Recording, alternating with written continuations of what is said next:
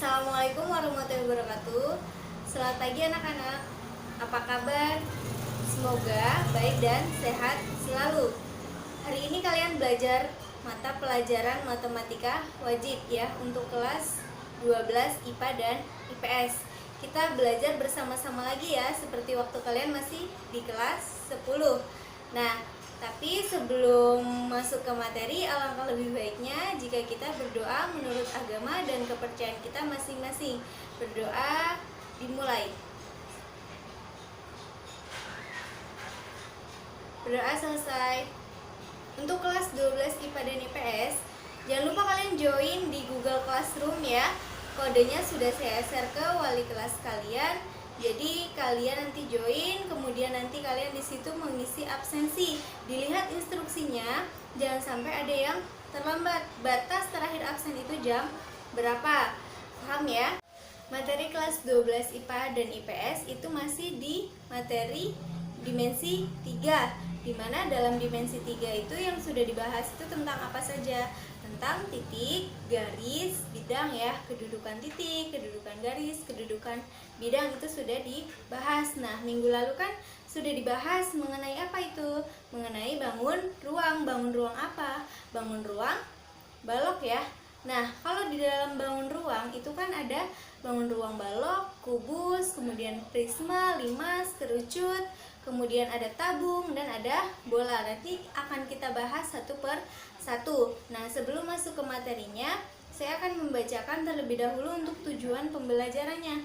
Tujuan pembelajaran hari ini adalah diharapkan peserta didik dapat memahami bangun ruang yang berkaitan dalam kehidupan sehari-hari. Kemudian peserta didik diharapkan dapat menyelesaikan permasalahan tentang bangun ruang. Langsung saja kita masuk ke materinya ya. Bangun ruang. Apa sih yang kalian tahu tentang bangun ruang? Kalian pasti dong pernah belajar tentang bangun ruang. Nah, di sini saya akan menjelaskan pengertian dari bangun ruang. Bangun ruang merupakan bangun matematika yang memiliki isi atau volume ya. Bisa juga disebut bagian ruang yang dibatasi oleh himpunan titik-titik yang terdapat pada seluruh permukaan bangun tersebut. Nah, permukaan bangun tersebut disebut sisi. Untuk bangun ruang yang pertama itu ada bangun ruang sisi datar ya, yaitu ada bangun ruang kubus. Di situ pengertiannya, kubus itu adalah sebuah benda ruang yang dibatasi oleh 6 bidang datar yang masing-masing berbentuk persegi yang sama dan sebangun atau kongruen. Kalian bisa perhatikan gambarnya ya. Di situ ada sebuah gambar kubus dan kalian pahamin pengertiannya. Lalu yang kedua itu unsur-unsur dari kubus. Apa saja sih unsur-unsur dari kubus? Ya, yang pertama, sisi sebuah kubus adalah bidang batas suatu kubus. Kemudian yang kedua, rusuk suatu kubus adalah garis pertemuan dua sisi kubus. Sebuah kubus memiliki berapa rusuk? 12. Kemudian titik sudut suatu kubus diartikan sebagai titik pertemuan antara 3 rusuk atau 3 sisi di dalam kubus. Kubus mempunyai 8 titik sudut.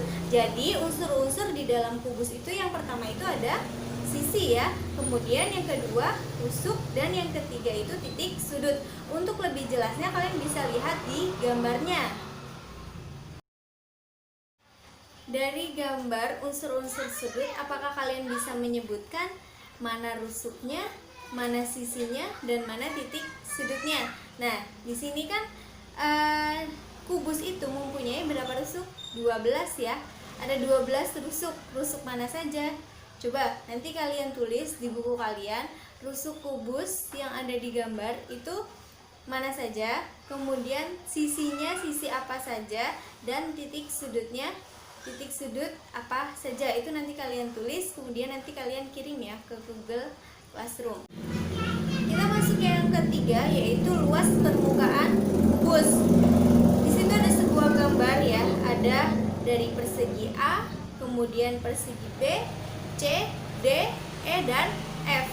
Persegi A dan B warnanya sama, C dan D sama, kemudian yang E dan F juga sama. Nah, keterangannya ketika kita mencari luas A, berarti luas A itu sebuah apa? Sebuah persegi. Gimana mencari luas persegi?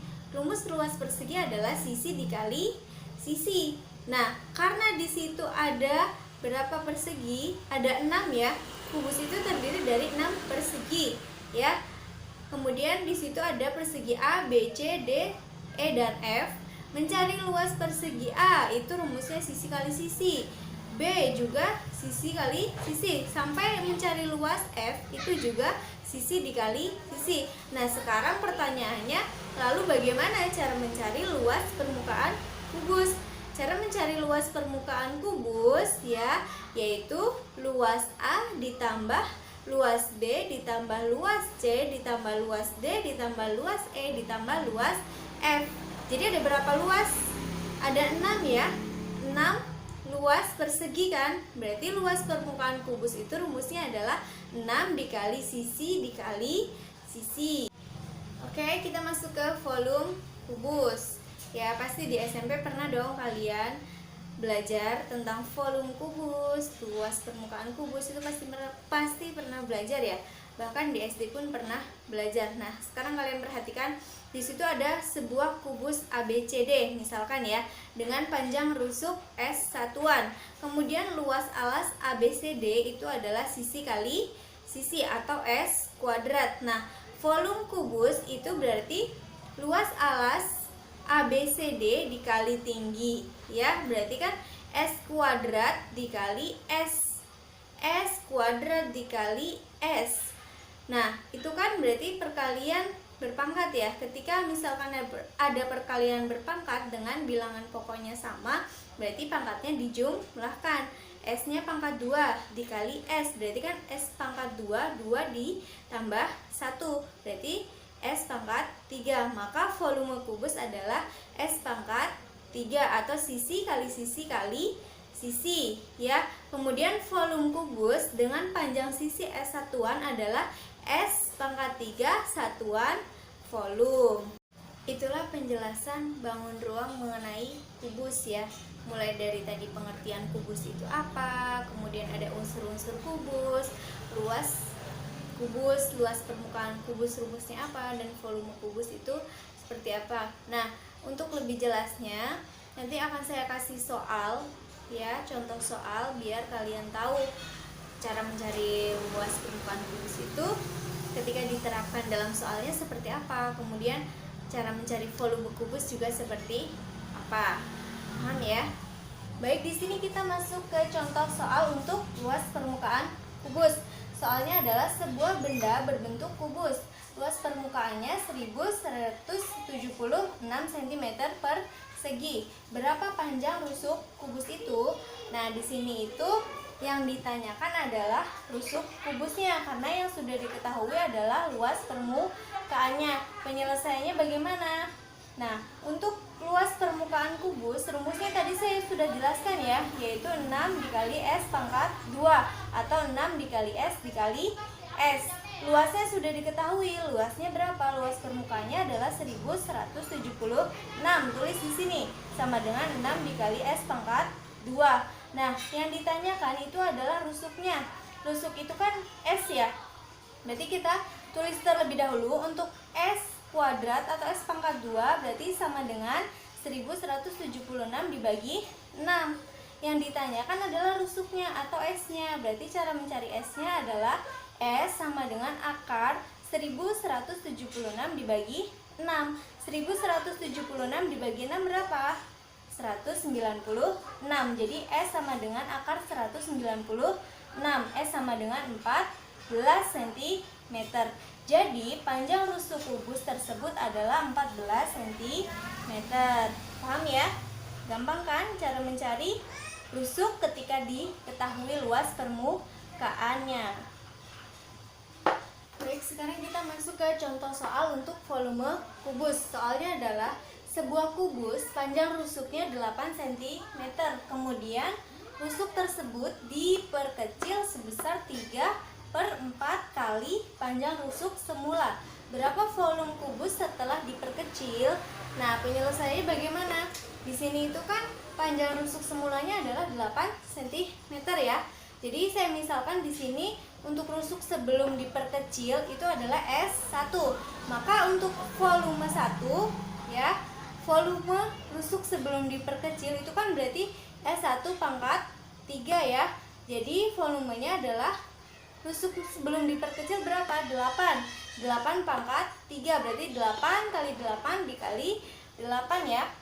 8 kali 8 kali 8 sama dengan 512 cm kubik ya. Untuk volume rusuk sebelum diperkecil yaitu 512 cm kubik. Selanjutnya untuk rusuk setelah diperkecil saya misalkan adalah S2 ya, atau rusuk 2. Kemudian rusuk setelah diperkecil 3/4 kali, yaitu berarti 3/4 dikali S1. Rusuk semulanya berapa? 8. Jadi 3/4 dikali 8. 4 dengan 8 bisa disederhanakan ya. Ini 1, ini 2. Jadi 3 dikali 2 yaitu 6 cm. Maka untuk volume 2 atau volume kubus setelah diperkecil yaitu S2 pangkat 3 yaitu 6 dikali 6 dikali 6 atau 6 pangkat 3 yaitu 216 cm kubik. Jadi volume kubus setelah diperkecil adalah 216 cm kubik. Yang harus kalian ingat untuk mencari volume kubus itu adalah rumusnya S pangkat 3. Paham ya? Mungkin itu saja pembahasan materi tentang bangun ruang. Baru saya bahas satu bangun ruang saja, yaitu kubus. Minggu lalu akan saya bahas balok, kemudian ada prisma, ada limas, kerucut, dan bola nanti akan saya bahas. Semoga materi hari ini bermanfaat. Semoga kalian tetap semangat, kemudian kalian dapat memahami apa yang saya sampaikan, dan kalian tidak bosan ya untuk mengikuti pelajaran jarak jauh. Tetap jaga kesehatan, jaga kebersihan. Terima kasih. Kurang lebihnya mohon maaf. Wassalamualaikum warahmatullahi wabarakatuh.